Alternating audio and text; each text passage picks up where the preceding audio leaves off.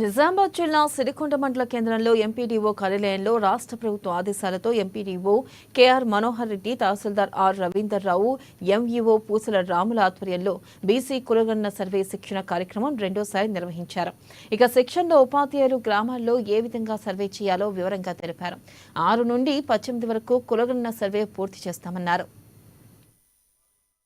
రేపటి నుండి వారిని హౌస్ లిస్టింగ్కి వెళ్ళమని సూచించడం జరిగింది.